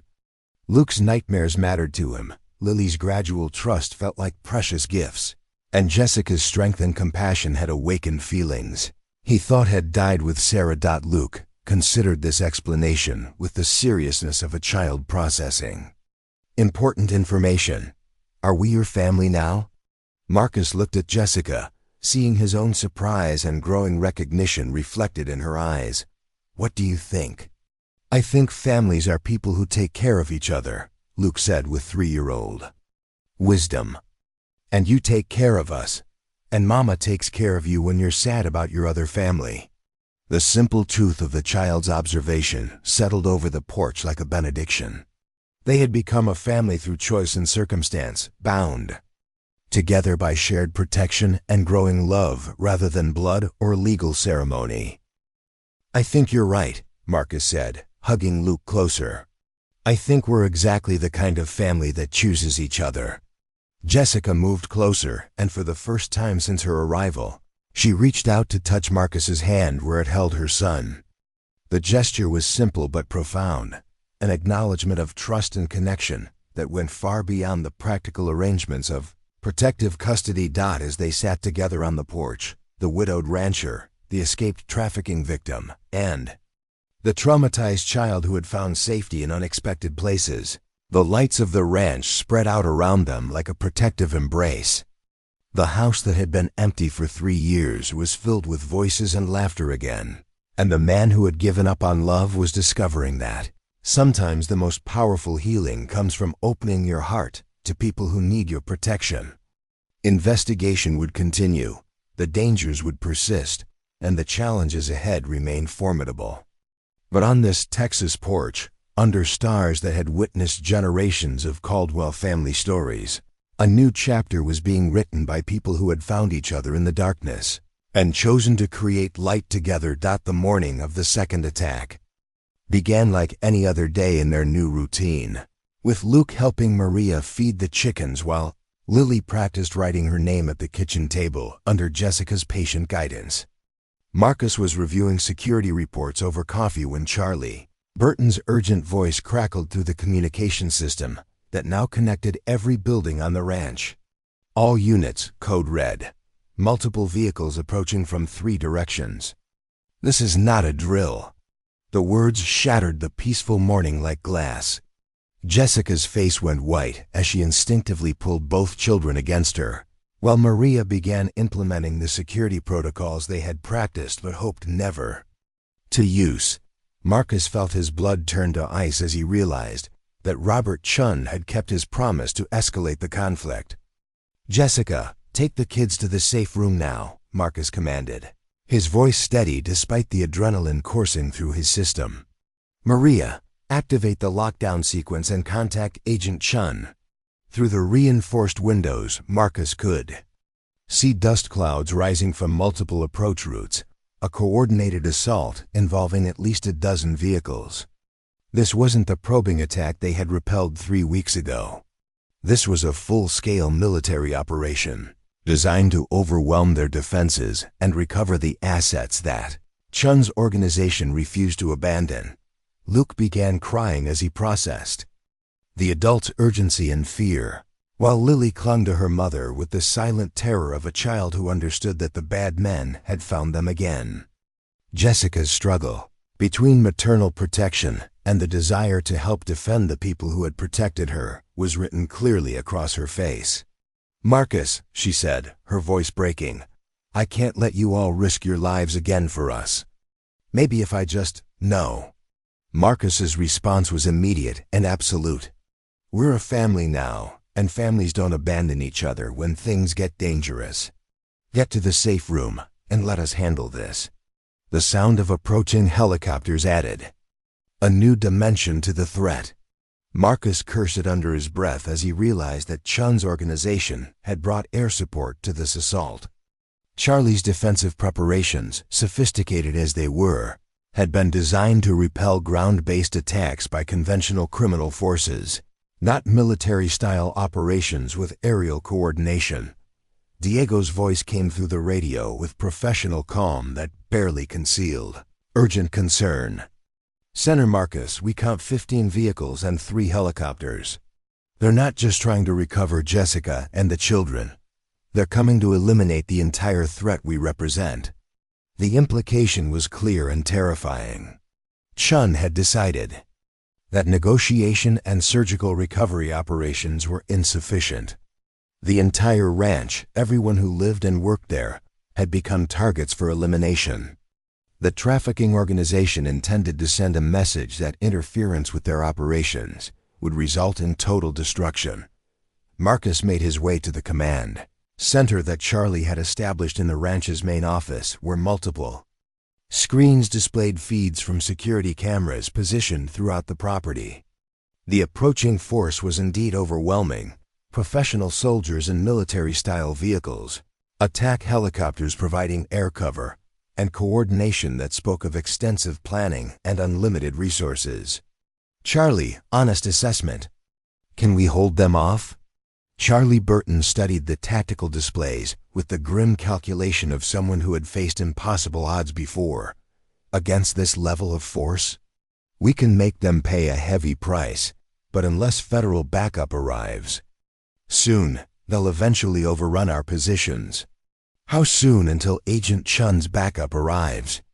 20 minutes for local law enforcement, 40 minutes for state police tactical teams, over an hour for federal response units. Marcus looked at the screen showing Luke and Lily huddled with their mother in the safe room, their young faces reflecting terror that no child should experience.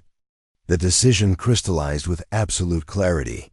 He would not let these children be dragged back into slavery, and he would not let the people who had become his family suffer because they had chosen to protect innocence. "Charlie, implement Defense Protocol Omega." Charlie's eyes widened. Defense Protocol Omega was the absolute last resort option they had discussed, but hoped never to deploy, using Marcus's extensive business and political connections to bring immediate federal intervention regardless of normal bureaucratic channels.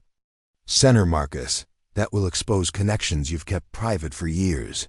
Once you make those calls, there's no going back to your quiet life." "My quiet life ended the night Jessica and the kids knocked on my door," Marcus replied, already reaching for the encrypted satellite phone that connected him to people whose existence most Americans never suspected. "Make the calls."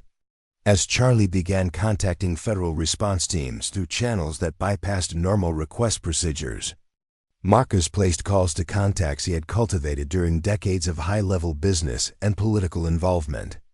A former CIA director who now consulted for international corporations.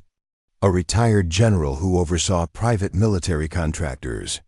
A federal judge whose anti-trafficking initiatives had made him a powerful ally in fights against organized crime. Each conversation was brief and coded, but the message was consistent.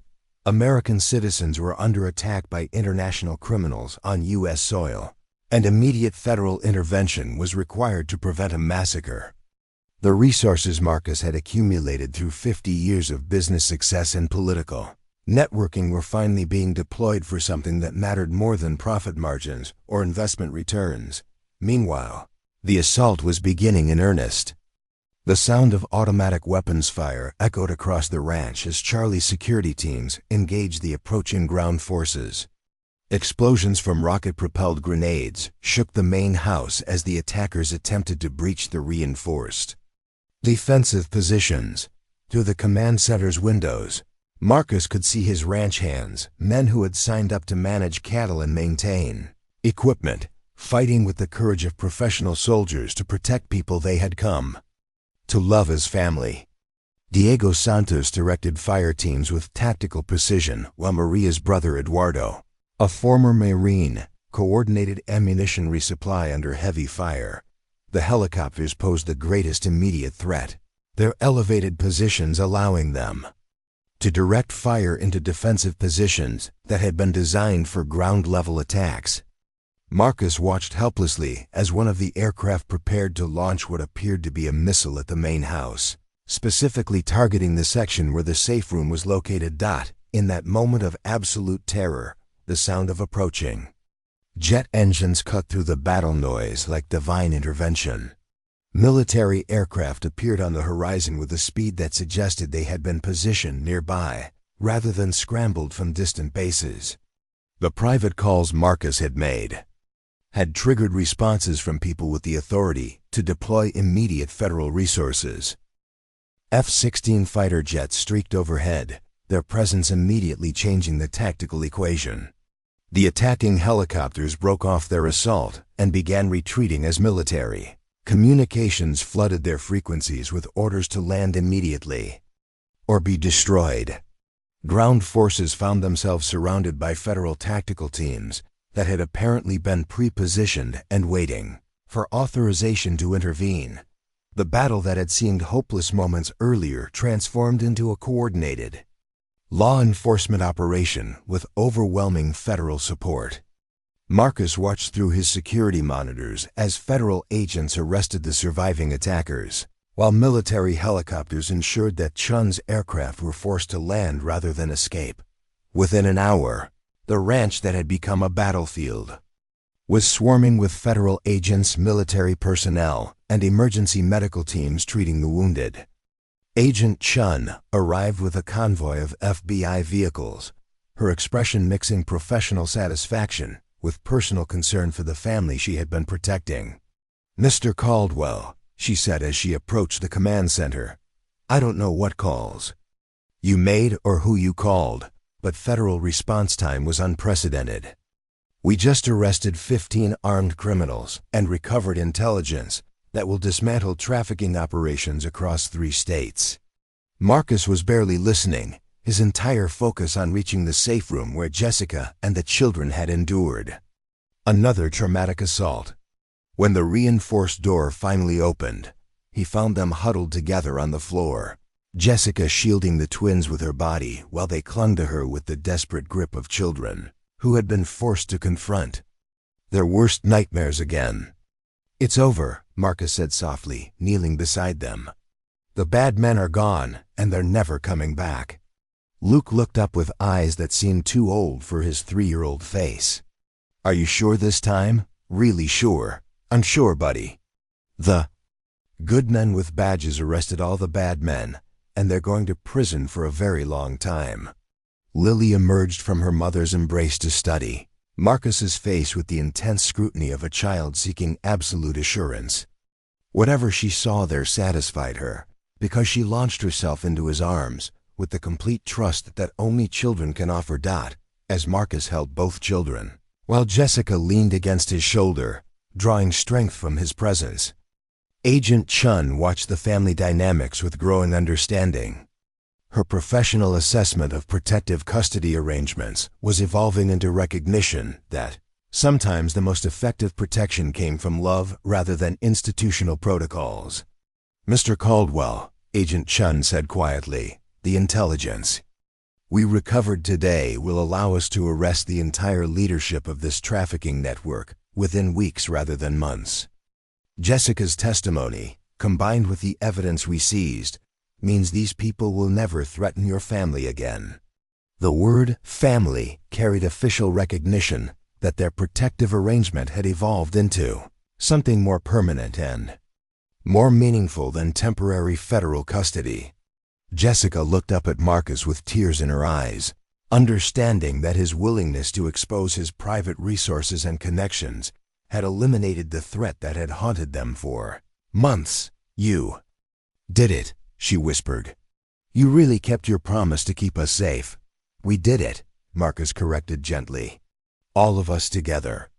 That evening, as federal agents completed their evidence collection and the last of the emergency vehicles departed, the ranch settled into a quiet that felt different from before. Not the silence of isolation and grief, but the peace of safety. Earned through courage and sacrifice, Marcus found Jessica on the porch where they had shared so many conversations about fear, hope, and the unexpected directions their lives had taken. The children were asleep inside, exhausted by the day's trauma, but secure in the knowledge that their safe place had been successfully defended. "I need to tell you something," Jessica said, her voice carrying a mixture of gratitude and something deeper. "When I was in that safe room today, listening to the gunfire and explosions, all I could think about was how much I love you. Not just grateful for your protection, not just appreciative of your kindness, but actually in love with you." Marcus felt his heart skip as he processed words he had never expected to hear again. "Jessica ... I know it's complicated," she continued quickly. "I know you loved Sarah, and I would never want to replace her or compete with her memory.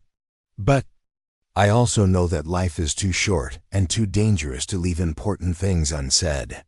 Marcus took her hands in his, feeling the strength and warmth that had sustained her through unimaginable trials. "You're not replacing Sarah," he said softly. "You're helping me discover that a heart can hold more than one great love, and that healing doesn't mean forgetting." When he kissed her, it was with the tenderness of someone who understood that love could emerge from the darkest circumstances and grow strong enough to overcome any obstacle. Around them, the ranch sprawled in peaceful security, protected by people who had chosen to become family and strong enough to defend what they had built together. The man who had thought love was finished in his life had discovered that sometimes the greatest love stories begin with the simple decision to protect someone who needs protection, and that families formed by choice can be just as powerful as those formed by blood. 1 year later, the Caldwell ranch bore little resemblance to the isolated sanctuary where a broken millionaire had once wallowed in grief and whiskey. The sprawling property hummed with purposeful activity that went far beyond cattle operations and oil extraction. What had begun as a desperate attempt to protect one family had evolved into something Marcus had never imagined: a comprehensive center for trafficking victim recovery that served families from across the country. The morning sun illuminated newly constructed buildings that housed counseling facilities, educational programs, and temporary residences for other survivors of human trafficking. Agent Sarah Chun, who had left the FBI to direct the center's operations, coordinated with social workers, trauma therapists, and educational specialists to provide comprehensive support services that address not just immediate safety needs, but long-term recovery and integration challenges. Marcus stood on his porch, coffee mug in hand, Watching Luke and Lily race across the yard with 3 other children whose families had found sanctuary at the ranch. At 4 years old, the twins had transformed from traumatized refugees into confident, joyful children who served as informal ambassadors for newcomers, demonstrating through their own healing that recovery from unimaginable trauma was possible. Luke had developed into a natural leader among the children, his innate empathy drawing him to comfort new arrivals who were experiencing the same fears he had once faced. Lily had discovered an artistic talent that expressed itself through paintings and drawings that decorated the walls of the Children's Activity Center, colorful representations of safety, family, and hope that spoke to experiences words couldn't capture. "Daddy Marcus, come see what I made," Lily called out, using the title she had adopted 6 months earlier when Jessica and Marcus had married in a ceremony that celebrated not just their union, but the formation of a family that had chosen each other through the most challenging circumstances imaginable. Marcus set down his coffee and walked toward the art studio that had been built specifically to support creative therapy programs. The building was one of several additions to the ranch infrastructure, funded by Marcus's personal wealth, but designed in consultation with national experts in trauma recovery and victim services. Inside the studio, Lily proudly displayed her latest painting, a vibrant landscape showing the ranch house surrounded by protective figures she identified as family members, ranch hands, and federal agents. In the sky above, she had painted angels that she explained were watching over everyone to keep them safe. "It's beautiful, sweetheart," Marcus said, lifting her up to get a better view of the artwork. "Are you going to hang it in your room?" "I want to put it in the welcome center," Lily said seriously, "so new families can see that this is a safe place with lots of people who care about them." The welcome center was another new addition to the ranch, designed to provide comfortable, non-institutional first impressions for trafficking survivors who arrived in various states of physical and emotional distress. Marcus had insisted that the facility feel like a home rather than a government building, with comfortable furniture, warm lighting, and walls covered with artwork created by children and adults who had found healing at the ranch. Jessica emerged from the educational building where she had been conducting morning classes for children whose formal education had been disrupted by trafficking experiences. She had completed her teaching certification renewal and now served as the ranch's primary educational coordinator, developing individualized learning plans that addressed both academic gaps and trauma-related learning challenges. "How are your students doing?" Marcus asked as she approached, noting the satisfaction in her expression that came from meaningful work with measurable positive impact. "Maria Santos is reading at grade level for the first time in her life," Jessica replied, referring to a 12-year-old girl who had been rescued from agricultural trafficking 3 months earlier. "And Tommy finished his first complete math assignment yesterday without having a panic attack about making mistakes." The success stories accumulated daily, each one representing not just individual healing, but validation of the comprehensive approach they had developed. Unlike traditional victim services that focused primarily on immediate safety and legal processes, the Caldwell Ranch Center addressed the complex, long-term needs of people whose entire sense of identity and security had been shattered by trafficking experiences. Diego Santos approached them with the morning security report, a routine that had continued even though the specific threat that had originally endangered Jessica and the twins had been permanently eliminated. Robert Chun and his entire organization were serving life sentences in federal prison, but the ranch's role as a trafficking victim recovery center meant that other criminal organizations occasionally viewed it as a target worth monitoring. "All quiet on the perimeters," Diego reported. Federal marshals completed their weekly security assessment, and Agent Chun wants to discuss the new family arriving this afternoon. The new family was typical of those who found their way to the ranch. A mother and teenage daughter who had been rescued from domestic trafficking in Louisiana. They would need immediate medical attention, trauma counseling, legal advocacy, and the patient work of rebuilding trust in human relationships that had been systematically destroyed by their captors. Marcus had learned to recognize the signs of recent trafficking trauma, and he had developed techniques for providing immediate comfort without overwhelming already frightened people. The process began with ensuring basic needs, food, medical care, safe shelter, before gradually introducing the various support services that could help restore dignity and hope. What do we know about their specific needs? Marcus asked, mentally reviewing the resources and personnel who could be mobilized to help the newest arrivals. Mother has significant medical issues from physical abuse. Daughter is completely nonverbal from psychological trauma, Agent Chun said as she joined their group. They'll need intensive support, but the mother specifically requested to come here after hearing about our family-centered approach from another survivor.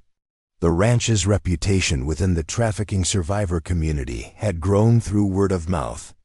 Recommendations from families who had found healing there.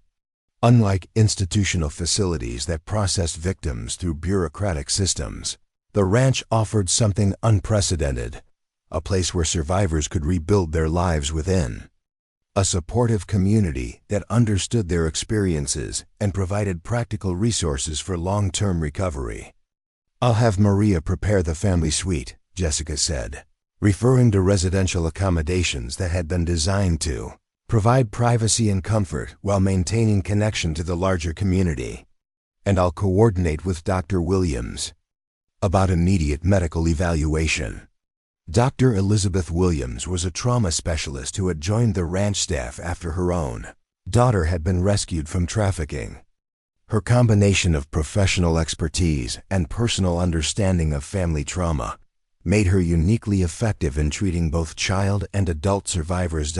As the morning progressed, Marcus found himself reflecting on the extraordinary transformation that had occurred in his life and on his property. The ranch that had once been his retreat from the world had become a place where the world's most vulnerable people found refuge and healing. The man who had given up on love and purpose had discovered that sometimes the most meaningful life emerges from the decision to serve others without expectation of personal benefit. The business empire that had once been his primary focus now served primarily as a funding mechanism for trafficking victim services. Marcus had restructured his companies to maximize charitable contributions, while maintaining the operational efficiency that generated resources for ongoing program expansion. The wealth that had once felt meaningless now provided concrete benefits to people who needed every advantage they could get in rebuilding shattered lives. Luke and Lily ran up to the porch as lunch preparations began, their faces glowing with the kind of pure joy that came from children who had never doubted their security or their family's love. They had no conscious memory of the trauma that had brought them to the ranch, but they had absorbed its lessons about the importance of protecting vulnerable people and the power of community support. Daddy Marcus, Luke said, using the title with the casual confidence of a child who had never questioned his place in the family. When the new kids get here, can I show them the horses? I remember being scared when we first came, but the horses made me feel better. Marcus smiled, remembering Luke's initial fear of the large animals and his gradual development of confidence through interaction with the ranch's gentlest horses. Animal therapy had become one of the center's most successful programs, with horses, dogs, and other animals providing non-threatening relationships that helped survivors rebuild trust and emotional connection. That's a great idea, buddy. I think the new little girl would really like to meet Thunder. Thunder was a massive but gentle draft horse who had developed an almost mystical ability to sense traumatized children and provide exactly the kind of patient, non-demanding companionship they needed. Several children had spoken their first words in months while brushing Thunder's coat or feeding him treats. That afternoon, Marcus and Jessica stood together watching the new family's arrival, remembering their own first night at the ranch when fear and desperation had driven them to seek help from a stranger. the mother and daughter who emerged from. The federal transport vehicle showed the same haunted wariness that had characterized Jessica's appearance a year earlier, but they also showed something else, a fragile hope that safety might actually be possible. "Mrs. Rodriguez, welcome to the Caldwell Ranch," Jessica said gently, approaching the new arrivals with the understanding that came from shared experience. "I'm Jessica, and this is my husband Marcus. We know how scared you must be, but you're safe now." The mother, a woman in her 30s with graying hair and eyes that had seen too much, clutched her daughter's hand while scanning the ranch buildings and the people who were gathered to welcome them. Marcus recognized the hypervigilance and defensive positioning that came from months or years of being in constant danger. "Mama," the teenage daughter whispered, speaking for the first time in months, according to the federal reports. "It looks like the place in my dreams. The safe place." Maria Santos approached with food and warm blankets, her maternal instincts activated by the sight of people who needed immediate comfort. Behind her, Agent Chun coordinated with medical staff to ensure that urgent health needs were addressed, while other team members prepared to begin the complex process of trauma recovery and legal advocacy. As the sun set over the ranch, painting the sky in brilliant oranges and purples that reflected off the new buildings and the faces of children playing in the yard, Marcus felt a profound sense of completion. The journey that had begun with his own devastating loss had led to the creation of something that served a purpose far greater than anything he had previously imagined. Jessica slipped her hand into his as they watched Luke and Lily introduce themselves to the new arrivals, their natural warmth and confidence providing immediate comfort to children who had forgotten that other kids could be sources of friendship rather than competition for scarce resources. "Do you ever wonder what would have happened if we hadn't found each other?" Jessica asked softly. Marcus considered the question, thinking about the man he had been, isolated, bitter, wasting his resources on self-pity while the world around him suffered. "I think I would have eventually drunk myself to death in that empty house, never knowing that my life could have meaning beyond my own pain. And I think Luke and Lily would have grown up in foster care, never knowing they were worthy of the kind of love that moves mountains to keep them safe." They stood in comfortable silence, watching their children play with the security that came from knowing they were unconditionally loved and permanently protected. Around them, the ranch bustled with purposeful activity as counselors, teachers, medical staff, and security personnel worked together to provide comprehensive support for people who had survived humanity's worst impulses. "You know what I realized today?" Marcus said as the first stars appeared in the darkening sky. "What? Sarah and Emma would have loved this place. They would have been so proud of what we built here, how we turned something terrible into something beautiful." Jessica squeezed his hand, understanding that his ability to honor his first family's memory while embracing his second family's future represented the completion of a healing journey that had seemed impossible just 1 year earlier. "I think they're still here," she said softly. "In every child who finds safety, every family that gets rebuilt, every person who discovers they're worthy of protection and love." As they walked back toward the house where Luke and Lily were waiting for their bedtime story, Marcus reflected on the extraordinary transformation that had occurred through a simple decision to help strangers who had knocked on his door seeking sanctuary. The broken millionaire who had given up on love had become a man whose love extended to dozens of families who needed protection. The empty house that had echoed with grief had become a home filled with voices, laughter, and the daily miracles of people choosing to heal together. The ranch that had once been his refuge from the world had become a place where the world's most vulnerable people found refuge.